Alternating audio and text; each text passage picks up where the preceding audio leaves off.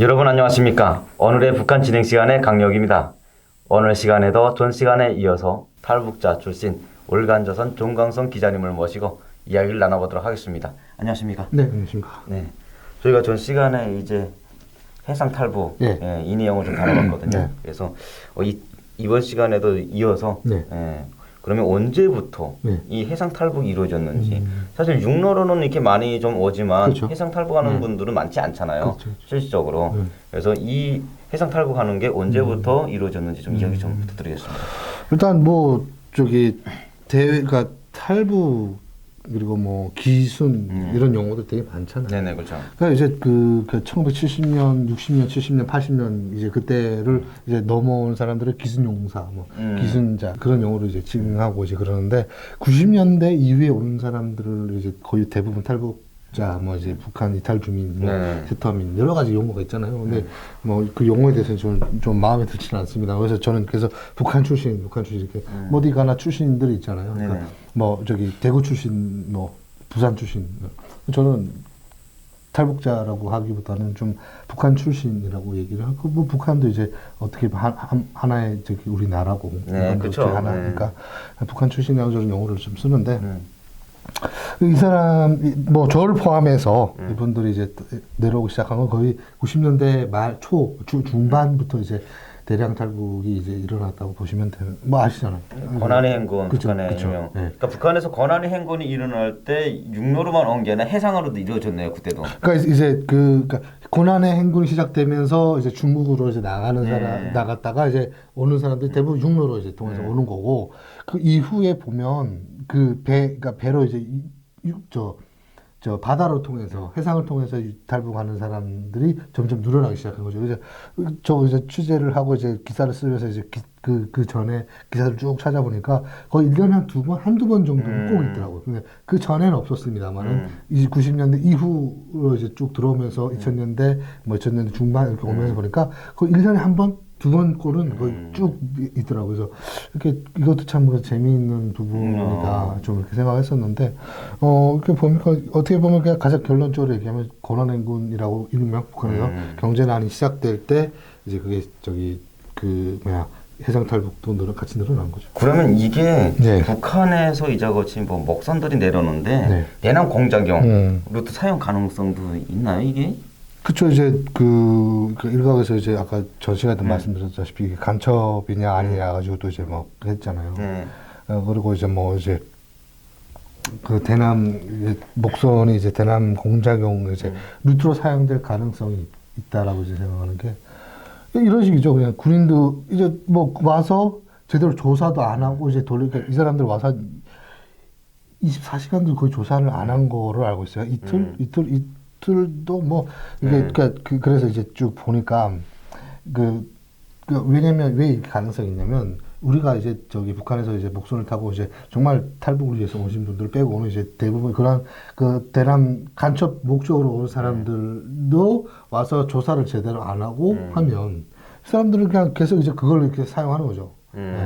탈북자라고 그게 이제 일명 위장 탈북이라고 해서 이제 내려서 조사도 제대로 안 하니까 그냥 대충 이렇게 말만 제대로 맞추게 되면 또 쉽게 들어올 수 있는 거고 쉽게 들어왔다 또 갈 수 있는 거고 이런 거죠. 이제 그래서 취재 과정에서 이제 전 국정원 대북실장을 저한테 이제 김정복 교수한테 이제 전화를 드려서 이제 몇 가지 좀 여쭤봤는데 이분들이 이러더라고요. 처음에 이제 4명 그러니까 이분도 이제 이렇게 주장하는 게 다 돌려보려고 해서 쓸 거다. 그래서 이분도 이제 왜냐면 이분 전문가잖아요. 전문가고 이제 지금도 이제 계속해서 이제 TV나 이런 데 나와서 말씀하시는데 이분도 전문가 그러니까 이분 정말 현장에 뛰었던 분이 이제 얘기하는 게 처음엔 4명 다 돌려보낼 작정을 하고 이제 했을 거다. 근데 이제 그 과정에서 2명이 보면 2명이 거절하고 2명 보낸 건데 보내면서 이제 너는 용의점이 없는 것으로 이제 보도가 나갈 테니까 돌아가도 아무 문제 없을 거다라고 설득해서 보냈을 거다. 근데 이분은 이제 그러면서 하시는 말씀이 지방 합동 신문 통과할지 몰라도 그러니까 아무리 간첩을 해도 우리나라 저기를 통과하고 이제 가도 북한 보위부에서 그러니까 이 사람들 간첩이 아니라고 해도 용의점이 없다고 이제 보도 나가고 해도 북한 올라가면 또 보이면 조사를 또 할 거란 말이에요. 그렇죠. 이 사람 정말로 이렇게 그 떠밀어 내려갔는지 아니면 저기 계획을 하고 내려갔는지 내가 봤을 때는 거의 계획을 하고 내려온 안 와도 가서 고문을 당하고 하면 계획을 하다 내려할 거예요 분명. 이건 인권 문제잖아요. 그렇죠. 그 사람들이 만약에 좀 가서 지방 수용소에 끌려갈지 모르는 문제잖아요. 그러면. 그렇죠. 이제 저는 정치부에서 끌려간다고 저는 생각하는 제가 이제 와서 왜냐면 다 올라가서 몰라요. 다 올라갔으면 모르는데 2명은 나고 2명은 올라가는데 그러면. 조사가 너무 빠르긴 빨랐어요. 아니 빠른 정도가 아니라 조사를 안 한 거죠 이거는. 사실 우리가 대원 보게 되면 저희들 같은 경우에 한 3개월을 조사를 받잖아요. 그렇죠. 3개월을 조사를 받는데 그거 안에 뭐 이제 저 같은 경우 군인 출신이다 보니까 따로 조사를 저도 받았거든요. 거기 가서 이제 뭐 보통 요를 벌음 이렇게 막 받잖아요. 그런데 이 사람들 같은 경우에는 이틀 정도 그냥 이틀도 안 걸렸죠. 거의 2시간. 2시간 정도. 2시간 그냥 그런 거죠. 그러니까 2시간 이런 거예요. 그러니까 저기 뭐 데리고 와서 뭐 앉혀놓고 뭐 이렇게 저희 밥 시간대 돼서 밥 먹고 그냥 그 간첩이 아니야. 뭐 어제도 이거만 물어본 거예요. 그냥 일주일은 걸려야 되는 거 아닌가요? 이게? 그러니까 이제 김정봉 교수도 이제 얘기하는 게 보통 합동식 이렇게 내려오게 되면 일주일 정도를 저기 국정원 군 경찰 돼 가지고 합쳐서 일주일 동안 조사를 하는데 일주일 동안 하고 나서 이제 보낸대요. 가겠다 그러면. 근데 지금 이건 2시간 뭐 정도 조사를 하고 보낸다는 거는 그러니까 이제 이게 이 루트가 이제 나중에 이런 식으로 계속 이런 식으로 조사를 이 정부에서 문재인 정부에서 이런 식으로 계속 2시간 조사를 하고 보내고 2시간 조사하고 이제 내보내고 이런 식이면 당연히 북한 거의부 쪽이나 이제 대남 반탄 기구나 대남 그 기구에서는 당연히 이거를 간첩 루트로 이용할 가능성이 충분히 있는 거죠. 네. 아니 이런 식으로 만약 조사가 이루어진다면 국정원이든 이런 데서 조사를 이루어진다면 이제 어제 2시간 정도를 하고 보냈잖아요. 그러면 실질적으로 대남 공무원이 내려왔어요. 네. 잡아내지 못하는 거죠. 그럼 뭔 의미가 있어 내려? 못 참. 이 사람들 다 2시간 정도 하고 이 사람들 또 보냈어. 그럼 그 오간에 2시간 오간에 어떻게 무슨 접선을 했는지 그래서 필요에 대한 장비를 어떻게 전달했는지 이거 어떻게 못 알아내는 거예요 그러면 못 알아내는 그러니까 그래서 말씀드리잖아요. 이거를 이런 식으로 계속 이런 식이면 계속 내려올 거라고. 간첩이 진짜 이번에는 간첩이 아니었을지 몰라도 다음에는 간첩이 내려올 거라니까요. 그렇죠. 그럼 이 대한민국으로 왔다가 북한으로 간 사람들 있잖아요. 그렇죠. 그 사람들 어떻게 살까요? 그러니까 뭐 강재님 제일 잘 아시겠지만 그 이제 와서 보통 많이 내려오죠. 많이 내려오고 많이 또 올라가고. 근데 진짜 실제로 올라간 사람들이 이제 사례를 보면 저도 북한에서 보면 이제 그런 영화도 많이 맞아. 두전사 혹시 기억하십니까? 이게 94년도에 그렇죠, 두병사. 전 병사죠. 네, 두병사. 94년도에 이제 그 병사 2명이 이제 그 파도에 떠밀어 내려왔다가 이제 올라가서 그 여기서 있는 과정 그냥 떠밀어오는 과정과 여기서 조사받는 과정 올라가서 이제 과정을 이제 그 영화로 하나 만들어서 이제 그 선전을 했잖아요.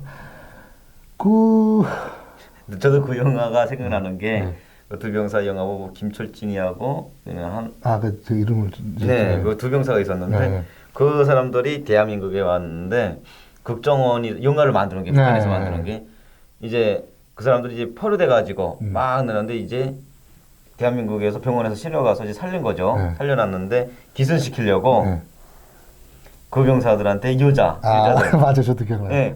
생각나시죠? 여자들 막 데려다주고 이러니까 나가라고 막 저기 뭐 던지면서 아무튼 그랬던 것 같아요. 나가라고 하고 국정원 사람이 김종일한테 김정일 위원장이라고 안 하고 김종일이라고 했다고. 장군님의 하늘 같은 장군님의 전함을 네가 막 어떻게 부르냐 이러면서 당장 사과하라 해서 국정원 사람이 사과하는 그런 모습 경사한테. 그러니까 이제 그 영화에서 내용을 보면 이제 그래요. 이게 표류에서 내려온 게 아니라 남한에서 납치해 갔다. 납치해 가서 이제 저기를 그 정말 저기 남게 하기 위해서 온갖 해요. 아까 강 기자님께서 말씀하신 것처럼 온갖 해요를 하고 뭐 여자도 이제 막 들여보내고 이제 뭐 잡지 같은 것도 막 맞아요. 야한 잡지도 하고 막 이렇게 찍고 막 이런 그런 장면이 나오는데 그러면서도 이제 나는 장군님 품으로 돌아가야 된다라고 이제 계속 우겨가지고 다시 돌아왔다. 근데 이 사람들이 와서 얼마 못 살았잖아요. 네, 그렇죠. 못 살았어요. 얼마 못 살았어요. 근데 그러게 나서 얼마 못 살았는데 이게 왜 뭐 그 이유를 얘기를 들어보니까 남한에서 이 사람들한테 죽이기 위해서 밥에다 독약을 타서 천천히 죽이기 위해서 그 독약을 탔다라고 이제 그런 소문까지 있었는데 저는 그렇게 알고 있는데 그래서 이 사람들이 그 가서 남한 내려가서 먹었던 음식의 독 때문에 올라와서 얼마 못 살고 죽었다. 맞아요. 라고 이제 얘기를 했어요. 저기서 북한에서. 근데 저는 그걸 뭐 그때는 믿었을 수도 믿었죠. 그때는 뭐 당연히 뭐 그 내막에 대해서 잘 모르고 정말 진실을 숨겼으니까. 근데 뭐 그게 맞겠습니까? 저는 아니라고 생각해요. 저기 취재하다 다른 사람들 얘기를 들어보면 올라가서 그냥 고문받아 죽은 거예요. 이 사람들도. 제가 보기에도 그 병사들도 오래 못 살고 죽었고 니모 아시잖아요. 예, 니모 진짜 뭐 영웅이라고 북한에서 엄청 떠들었죠. 예. 뭐 38년인가 무슨 감옥 생활을 끝에 장군님 품으로 돌아왔다. 뭐 전향 안 하고 그랬는데 그 사람도 역시 국정원이라는 곳에서 뭐 주사를 투입을 해가지고 약을 투입을 해서 얼마 못 살게 만들어서 북한에 와서 죽었다라고 그랬던 적이 생각나요. 그런 유언비어가 이모라는 사람이 이제 옛날에 전쟁 포로로 잡혀가지고 와서 이제 기승 안 하고 이제 그 남한의 감옥에서 38년을 살다가 이제 근데 모르겠어요. 이 사람도 왜 올라갔는지는 모르겠는데, 그러다 늙어서 올라갔어요. 거의 뭐 정말 휠체어, 맞아요. 그 TV도 뭐 찾아보면 나오시겠지만 거의 휠체어 타고 올라갔어요. 거의 왜냐면 늙어가지고. 근데 이제 올라가서 이제 갔는데 이런 말씀을 드리기 좀 그렇지만 젊은 여자를 아내로. 야, 그건 좀 심한 거 아니에요, 진짜.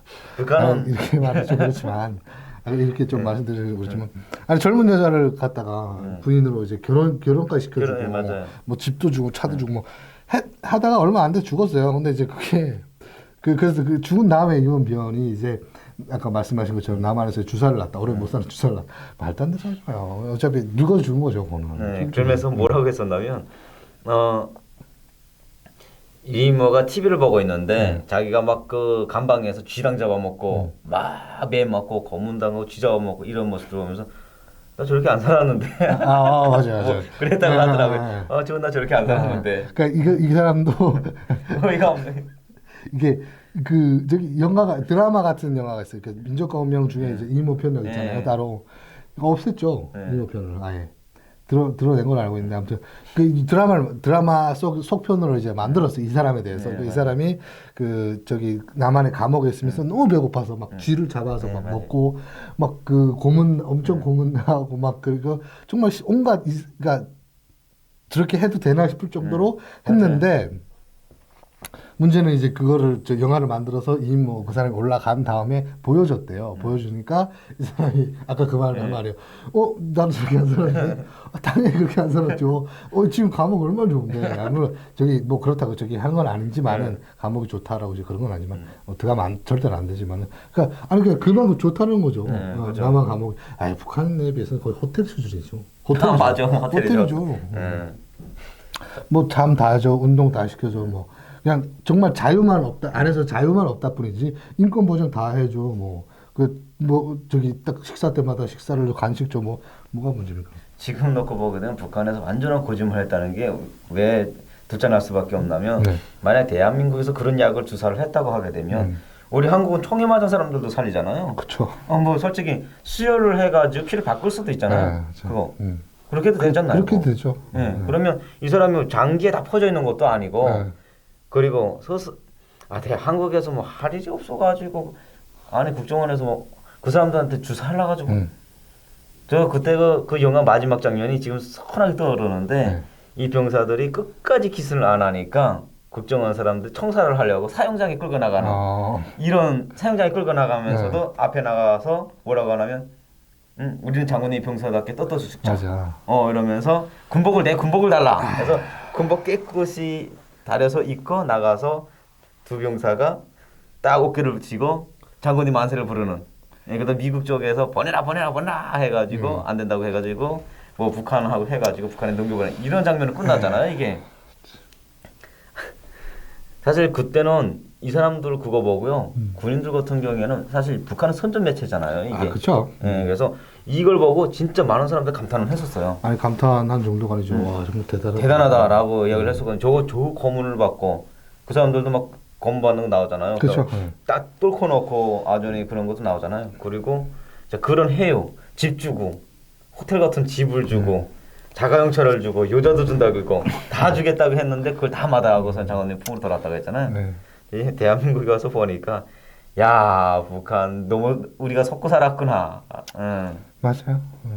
근데 이게 어떻게 보면 이 사람뿐만 이 군대 군인들만뿐만 아니라 민간인들도 이제 그러니까 2000년대 초반에 이제 서해에서 표류해서 남한에 왔다가 돌아간 사람 중에 이제 일가족 전체가 정치범수에서 끌려갔다 그러더라고요. 그래서 이거 왔다가 다시 돌아갔는데. 네.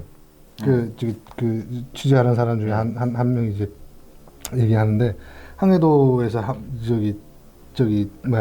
살았는데 이제 서해에 표류됐다가 다시 돌아왔는데 이 사람도 얼마 안 살고 다시 정치범수에서 그러니까 하룻밤 사이 그냥 차에 태워서 정치범수에서 끌고 갔다 그러더라고요. 그러니까 이제 이게 문제가 뭐냐면 이 사람들뿐만 아니라 올라간 사람들 대부분 이제 거의 못 살아요. 오래 못 살아요. 그 이유는 딱 한 가지. 갔다가 이상한 얘기 할까봐. 그치. 갔다 원고리에 와서 주민들한테 계속 얘기할까봐. 아니, 얘기하다가 또 저기 끌려간 사람들도 있어요. 얘기하다 끌려간 사람들도 있고. 그러니까 그럴까봐 이제 저기 했다가 이 사람들 그냥 원래 보내면 그냥 죽으러 보내는 거예요. 솔직히. 사실 대한민국까지 왔다가 돌아간다는 게 사실은 저는 어찌 보면 왜냐면 한국에 오게 되면 어쨌든 이 자유라는 것을 맛보잖아요. 그렇죠. 예. 근데 그 자유를 맛본 사람이 다시 이제 자유가 아무것도 없고 인권이라는 말조차도 없는 저 북한으로 간다. 이거는 말이 안 되는 거죠. 여러 가지 뭐 일들이 있겠지만 뭐 북한 보호협에서 부모 형제를 넣고 협박을 한다던가 딸을 넣고 협박을 한다던가 뭐 등등 뭐 납치를 한다던가 여러 가지 문제들은 있겠지만 사실 뭐 중이 무슨 소리도 있잖아요. 예, 거기 맛을 들으면 빈대도 잡아먹는다. 그렇죠. 그 북한 속담인가 아무튼 뭐 당설 중에 하나긴 합니다만은 중이 고기 맛을 한번 보면 이제 빈대도 잡아먹는다. 예, 그런데 자유를 맛본 사람이 절대로 저기 못해요 그런. 그러니까요. 그런데 이제 참 대한민국까지 왔다가 북한으로 북송된 사람들. 이런 사람들의 삶이라는 게 없잖아요. 그 사람들은 정치범에 끌려가면 정말 개돼지만도 못한 삶을 살잖아요. 개돼지보다도 더 못한 취급을 받죠. 어떻게 보면 인간 이하의 취급을 받고 이제 그냥 거기서 죽어가야 되는 거고. 그러니까 그렇게 죽어가는 걸 뻔히 알면서 그 사람들을 보내야 되나 자기들 정치적인 목적으로 해서 만약에 정말로 저기 했다면 자기 스스로 간 게 아니라면 자기 스스로 선택할 수 있는 게 아니었다면 정말 이거는 참 말도 안 됩니다, 진짜. 인간으로서 할 짓이 안 되는 거죠. 그렇죠. 이 사람들이 만약에 그렇게 갔다면 정말 그 사람뿐만 아니라 그 사람 일가족 친척들 다 없습니다. 다 이제 정치범으로 끌려가고 목숨을 빼앗기는 상황이잖아요. 그렇죠. 그래서 이런 일들이 없어야지 이게 끔찍하네요, 막. 저는 무서워서 중국도 못 나가는데. 네, 참 2차에 걸쳐가지고 우리 탈북민들이 이제 이번에 넘어왔던 어쨌든 북한 목선 이 내용에 대해서 이야기를 나눠봤는데 참 이 내용 가지고 너무나도 이야기들이 많았어 가지고 저도 어느 것이 뭐 정확한지는 잘 모르겠어요, 저도. 근데 뭐 이 사람들이 문제점도 하루빨리 밝혀지면 이게 앞으로는 이런 일이 안 벌어지겠죠. 그렇죠. 그래서 그런 일이 벌어지지 않기 위해서라도 이 일이 밝혀지길 바라겠고요. 그리고 정말 대한민국까지 왔다가 북한으로 다시 간 사람들은 아마 10명 중에 10명은 저는 다 후회한다고 생각을 해요. 후회하겠죠. 다 후회하면서 죽어가겠죠. 네, 그렇죠. 다 후회한다고 생각을 너무 안타깝습니다. 그래서 그 후회 없는 삶을 살기 위해서라도 우리 수많은 탈북민들이 대한민국에서 열심히 살고 있고 또 앞으로도 열심히 살아갈 것이며 그리고 지금도 탈북을 하시는 분들이 많잖아요. 육로로든 해상 탈북이든 하시는 분들이 많잖아요. 그분들이 대한민국까지 무사히 오셔가지고 정착하시길 바라면서 저희 방송을 여기서 마무리하겠습니다. 네, 수고하셨습니다.